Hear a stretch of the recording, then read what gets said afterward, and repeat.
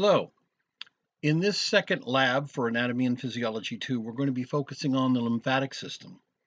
This content would also be viewed in exercise 24 of the Syracuse lab manual. And I encourage you to take time to review it as you're reviewing this video lecture. Let's get started. The objectives: to review the structural, gross anatomical, and functional relationships of the lymphatic system, review the structural and function of different types of lymphatic vessels, review the microscopic structures of the lymphatic organs and the nodules. Keep in mind that in all cases, the content will be focusing on what is in your text in the lab book, as well as what is in the PowerPoints. Now, you will have to complete the worksheets. They are scanned as PDF files, which can be, they're set up as forms. So basically you can type in the necessary answers to those sheets, save them as a PDF, and upload them into a specific area of the respective week for the lab section. When you go into the Blackboard, you'll find that particular week. You will find the particular lab section. You'll have the document. You download it, fill it all in, and then upload it again. This has to be done by 5 p.m. on Friday of this respective week. Yes, I've already scanned and prepped pages 445 to 448. So let's talk about the gross anatomical structure of the lymphatic organs. First off, we've got to make some clarity between what's lymphoid tissue versus lymphoid organs. The tissue is specialized loose connective tissue with lymphatic structures. It contains extensive network of reticular fibers. Remember, rete refers to network or netting. And these provide a supporting network and dense aggregations of lymphocytes. So you want to note that primary cells involved in defense against infections and disease are the lymphocytes. Now with lymphoid organs, these are organized areas of lymphoid tissue surrounded by a connective tissue capsule. Examples of this include thymus, spleen, and lymph nodes. If you look at this, you see the examples of lymphatic vessels all the way through these networks throughout the body. Now, you're going to also note the presence of lymphoid organs, such as the tonsils, the thymus, the spleen, what is referred to as the mucosa-associated lymphoid tissue. These are small amounts of these in the digestive, respiratory, urinary, and reproductive tracts. Also, you want to keep in mind red bone marrow, which is involved in the creation of red blood cells, white blood cells, and platelets. The white blood cells go through some differentiation, so they may complete their maturation in the bone marrow, such as B cells, or with T cells, they go through a maturation further in the presence of the thymus. Now, thymus gland. The Latin for this means sweetbread. It is a bilobed organ located in the mediastinum. It produces a group of thymic hormones, which we discussed a little bit in the endocrine lab. These hormones are called thymosins. They promote the maturation of T lymphocytes, a type of white blood cell, and accelerate wound repair. There are two types of these hormones, alpha thymosin, beta thymosin.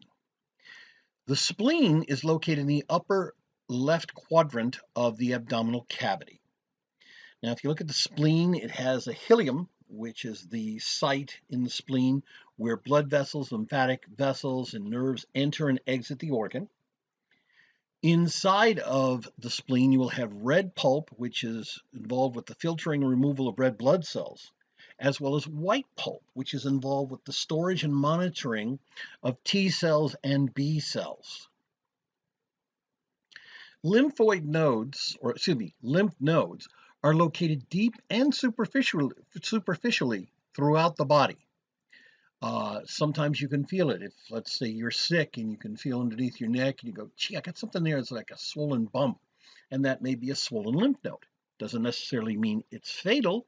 May mean that you're in the midst of fighting a particular infection. Now, most lymph nodes are aggregated into clusters in select body regions such as the axilla and the groin. They're located long course. They're basically set in a long course of lymphatic vessels.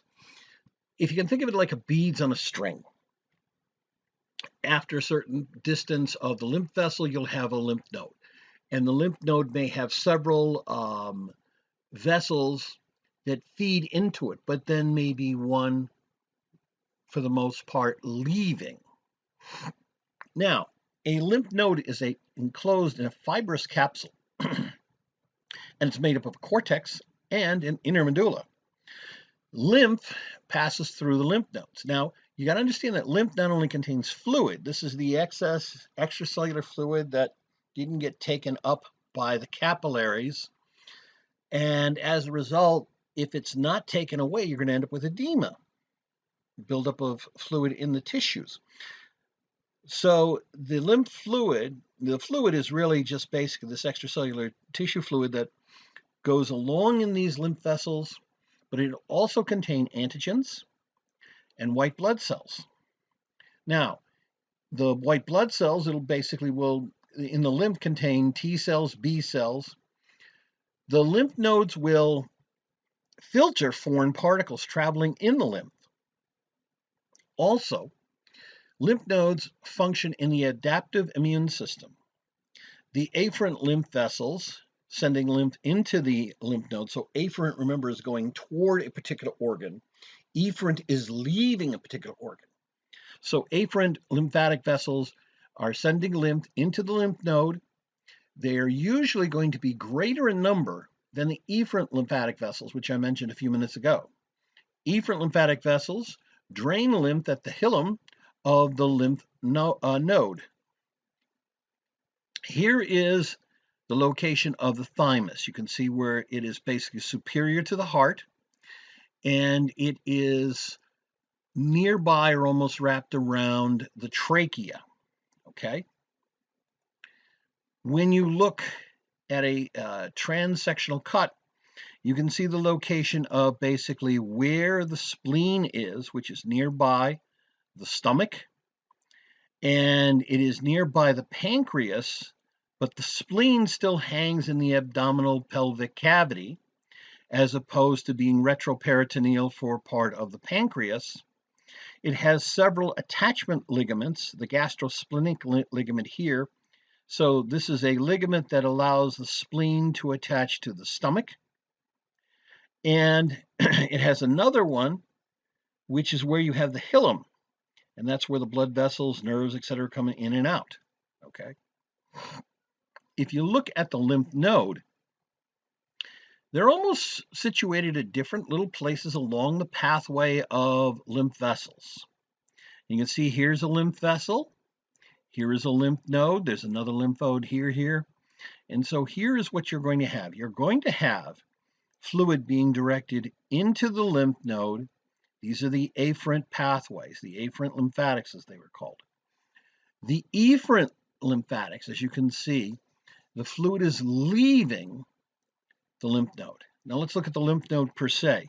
You have this fibrous capsule, and in certain areas you're going to have these separation walls called trabeculae. Then what you have are these different areas of specialization. This is the germinal center. This is the subcapsular space.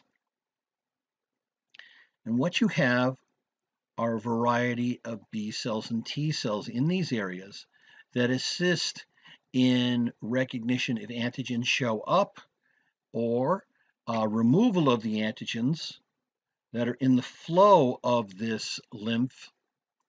And what eventually happens is, as you pass all this fluid through here, as it leaves, you basically have a much more filtered material. Now, That doesn't mean that white blood cells and red blood cells stay in this node. They may also sometimes follow along in the flow of the lymphatics from the efferent lymphatic. Notice also that you have these little valves here and here and here. This is basically so you have a one-way fluid directional system. There is no pumping. It doesn't have the pumping pressure that you would see with the heart, for example. The heart pumps blood and through the arteries and arterioles and everything else like that. You don't have to have one-way valves. You do have to have some one-way valves in veins, okay? Now, what happens is the body's movement, etc., causes this various movement, but it will not backflow into the lymph node. That's what I want you to understand right now. Lymphatic nodules are concentrated regions of lymphoid tissue that lack a connective tissue capsule. This is different from lymph nodes. Okay, so we're talking about lymphatic nodules. So, tonsil is one of them. These are regions of lymphoid tissue located where the oral and nasal cavities connect to the pharynx. You will look at the models and the diagrams, okay? Mostly the diagrams that I show you here, but also take some time to look at the lab videos that I've also attached in the file. They may prove useful. When we talk about lymphatic nodules, you will find that the tonsils have the pharyngeal tonsil, which is also referred to as the adenoid. There's one of them. It's located in the posterior wall of the superior region of the pharynx. So it's right located around the back end of the nasopharynx. The palatine tonsil, there's two of them. They're located along the lateral wall of the pharynx near the posterior end of the palate. So you can kind of see them in the back of your throat. Then we have the lingual tonsil, which is located bilaterally, because there's two of them, at the base of the tongue. And so you can see here's the lingual, here's the palatine, here's the pharyngeal. And if you notice here, these are basically there to monitor if certain infections or certain pathogens, toxins, allergens seem to enter either through the oral means or through the nasal means. Lymphoid nodules are located in the mucosa membranes of internal organs in the thoracic and abdominal pelvic cavities. This is also referred to as MALT, which stands for mucosa-associated lymphoid tissue. You'll see these in the diagrams that I show you. These will include the appendix. Yes, the appendix is part of a lymphoid tissue because it contains lymphoid nodules, which happen to be, interestingly enough, structurally similar to the tonsils. And this is where we break down one of the old myths. The old myth was that, hey, appendix, you don't need it. Gets inflamed, you remove it. In actuality, we do a lot less appendectomies in this modern day than we used to do in the, let's say, 1950s. And the reason being, antibiotics. Rather than have someone have an infection that's in the gastrointestinal system, which eventually causes the appendix to inflame and perhaps burst, we've been able to treat many bacterial infections that might cause these situations with antibiotics and thereby short circuit the eventual situation where the appendix gets sacrificed rather than have its contents released into the abdominal pelvic cavity due to a massive infection. Now, also scattered throughout the small intestine, large intestine, and the bronchial passageways of the lungs are MALT. Okay, some of these lymphoid nodules. So, we have tonsils, adenoids, lymph nodes all throughout the nasopharyngeal and the oral area. We have the bronchus-associated ones that are scattered throughout the lungs. And then we have this other group here, which is also MALT, and these are what they refer to as PEYER'S patches. They're diffuse. They are not held together by a connective tissue membrane, but they're basically, if you want to think about it, immunological sensors. They basically will have material pass by them, and that can determine if there's infectious agents, toxins, allergens, etc., that are hostile to the organism, and thereby they can trigger a immune reaction. Moving on. The gross anatomical structure of lymphatic circulation. The fluid is constantly moving in and out of the capillary beds. I talked about this. But not all the fluid is recovered. You see, fluid goes through the capillary beds, out into the tissues, and most of it gets recovered back into the capillaries before, as time goes on. But you still have some excess that gets left behind. It stays in the interstitial fluid. Now, lymph can be referred to almost as clear spring water. It's a clear fluid. The only time you'll see lymph in normal circumstances being other than clear is if you have lymph that is coming from the small intestine, because what happens is that we have these structures called lacteals, which are very simple lymph capillaries that take the lipids as we have digestion from the small intestine, and they ship it out. And the reason you have this is because it will appear milky due to its high fat content. The lipids are eventually attached to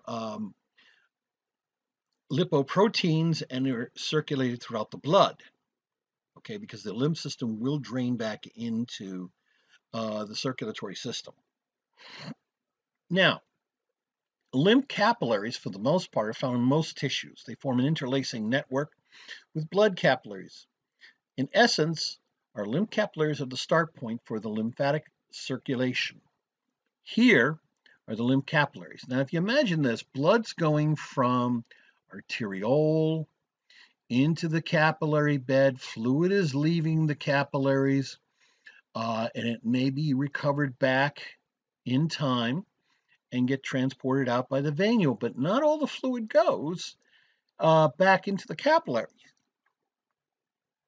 This excess is picked up by the lymph capillaries, and they have basically one-way, you might say one-way valves. Fluid goes in, doesn't leave. And lymph flow will move in a direction away from the tissues. And what you have is sort of this one-way entry and then passes into larger and larger lymphatic vessels, and eventually it will empty into lymph nodes for filtering.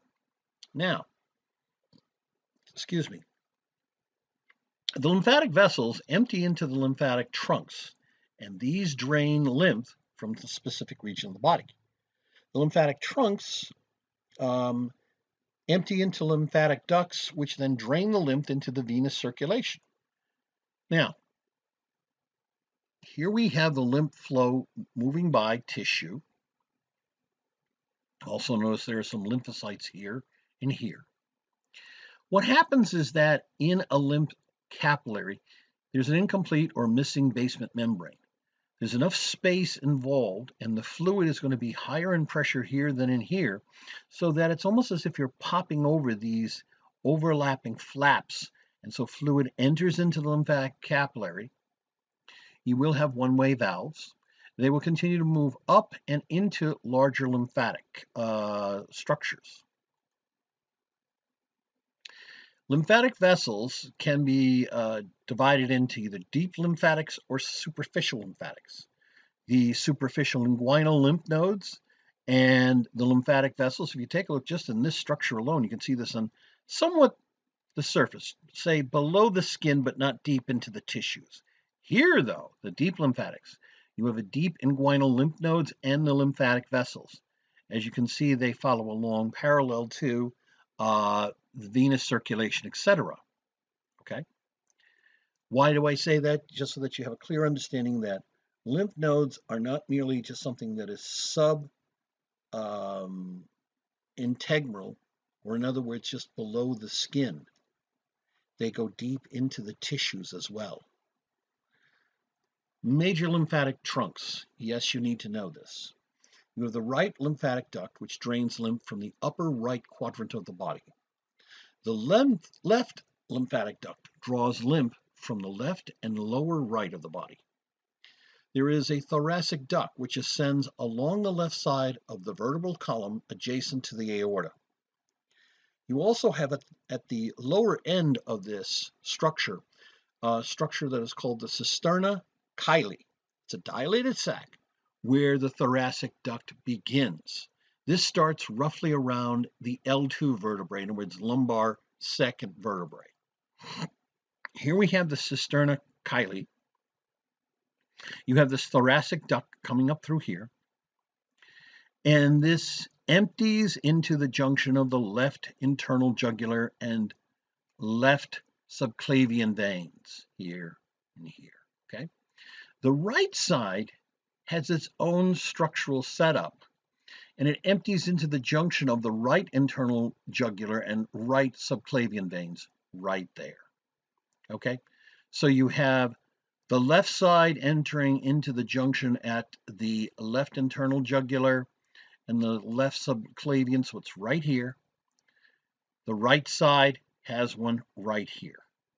What does this mean? Well, only one side of the body, if you have from the upper right, you've got a direction of fluid, but the lower parts of the body as well as the left side all come together in the left side entry.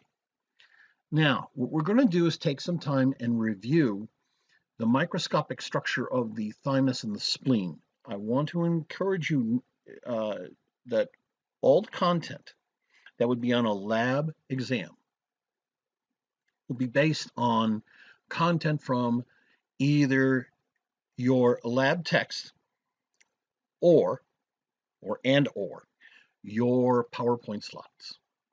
So let's go over some of the basics here. The lymphocytes are the principal cells of lymphoid tissue. T lymphocytes, otherwise known as T cells, are involved with what is called cell-mediated immune response. They directly attack and destroy foreign microorganisms by phagocytosis and or by releasing specific chemicals that will destroy organisms or cells that are infected with either viruses or cells that have gone cancerous. Now we have T helper cells. They play a role in activating the entire immune system. We have B lymphocytes, B cells. These initiate what is referred to as humoral immune response. What happens is that when B lymphocytes get activated, they will differentiate into what are called plasma cells. These are the actual cells that produce antibodies. What antibodies do is they bind to foreign antigens, such as a pathogen, or select food and or drugs. In other words, you've known people that have had food allergies or allergies due to certain medication. The antibodies will bind to these particular structures and thereby then initiate certain reactions. Now, macrophages attack foreign cells by actually phagocytosis. So think about it as a cell eating another cell, glump. And they activate also at the same time T lymphocytes. We have also fibroblasts. They produce the reticular fibers that help make up structural components like the lymph vessels, lymph capillaries. We have also dendritic cells, and dendritic cells have gotten a lot of attention in the past 20 to 30 years. They flow along in lymph, and they play a role in the T cell activation. Now, the microscopic structure of the thymus and spleen, we continue. The thymus gland is the most active during childhood. And as I mentioned to you before, this gland will atrophy after puberty. It breaks down to basically fat and fibrous tissue, almost like looking at gristle, okay, over the period of time. So by the time you're looking at 50s and 60s, it really isn't very active at all. The gland, although originally, let's say when you're talking about it before puberty, you'll see that the gland is covered by connective tissue capsule. And it is composed of lobules. These are divided by connective tissue septa, so sort of walling off. Okay, that's what the septa would be. And the lobules consist of the cortex, which is a darker staining, is a dense population of lymphocytes. You also have a medulla, a central area, which is light staining and has fewer lymphocytes. You also will have what is called reticular epithelial cells. These are producing the thymic hormones. They also form what is referred to as the blood-thymus barrier. They separate the blood from the T lymphocytes. They also will form these unique clusters called the thymic corpuscles. Now, here is your thymus. You notice how you have these lobules, these sections, and you have the septa here of the connective tissue separations here and here. Here is the medulla in the center. Here is sort of the cortex on the outer exterior. But if you take a look and magnify this thymus up to this point, what do you have? Got lots of lymphocytes here. These are all dark staining. And then you've got these lighter cells here. And this is where you have what is called the thymic corpuscle. You have epithelial reticular cells right here. So when I talked about the fibroblasts, you may be wondering, Well, fibroblasts also play a role in keeping the structure together, forming the fibers that are necessary to hold all the cells together into one manageable structure that we call an organ. If you look at the macroscopic structure of the spleen, a couple of points. It's surrounded by thin connective tissue capsule, and the capsule results in the formation of septa, which also may be called trabeculae. There are two functional components of the spleen, the red pulp, the white pulp. The red pulp completely surrounds the white pulp. The red pulp is consisting of a network of sinusoids that store red blood cells. And if you look under a microscope under higher magnification, you'll be able to tell red pulp from white pulp because you'll see a scattering of red blood cells in the red pulp. This is because the spleen is essential for the destruction of old, aged, damaged red blood cells. Also, the red pulp will contain numerous lymphocytes, monocytes, dendritic cells, and macrophages. The white pulp is really compact masses of lymphocytes. You'll also find present in that white pulp germinal centers. These are lighter staining structures where new lymphocytes are produced. You will also see the splentic artery, which branches into central arteries, which are located in the white pulp as well. If you take a look, here is the spleen. The spleen, now let me just help you to understand this. The spleen is not tough like a muscle. As a matter of fact, this organ, under certain trauma, will rupture. And if it ruptures, you have to remove all of it. Okay? People will get by without a spleen, but it will have some interference and some immunological functions from time to time. There's a hilum, an indentation. This is where you're going to find the splenic artery, the splenic vein, the splenic lymphatic vessels, etc. Okay? So these are the landmarks on the visceral surface of the spleen. If you look into the microscopic structure, here you have the spleen. You have a central artery here. You have a trabecular artery passing through on the side here. It's kind of a side view, side slice. You have the trabeculae here, which is sort of this barrier. You have the capsule out here. You have the red pulp throughout this area here, and you notice that you're surrounding the white pulp, which is right here. Now, if we move through the microscopic structure of the lymph nodes and the lymphatic nodules, you want to keep in mind that lymph vessels have valves to prevent backward flow of lymph. Now, in the sinusoids of the lymph nodes, nearly all foreign substances are recognized and immune responses are triggered to help neutralize them. Lymph nodes consist of a capsule, the connective tissue, a subcapsular sinus, and that's where lymph drains into these sinuses. You have an outer cortex, which consists of lymphatic nodules, which will consist of aggregations of lymphocytes. And in the center of the nodule, there is a germination center where new lymphocytes are produced. The inner medulla of these lymphatic nodules consists of medullary cords, which are columns of tissue containing lymphocytes and plasma cells. Remember plasma cells I told you before are the activated B cells? Remember, these are the cells that produce antibodies. Now these cords, these medullary cords, are continuous with the nodules in the cortex. So they kind of attach to and become continuous. The medullary sinuses are exit portals for the filtered lymph as it flows into the efferent lymphatic vessels. Here again, going back to this situation, this diagram here. Here's our afferent flow, our afferent lymphatics. There's more of these than there are of the efferent leaving. You have the trabeculae here, which act to separate and wall off. You have the medulla here, which is somewhat spacious, filled with some fibers, etc. But what have you got? You're basically going to have the germinal center, and you're going to have these cells that are going to play a role in the immunological monitoring here, here, here, here, here, here, etc. Okay? So you want to keep this in mind. Now they have a statement or a structure that's kind of like where there's not any separation or much of the separation of the medulla, excuse me, of the trabeculae.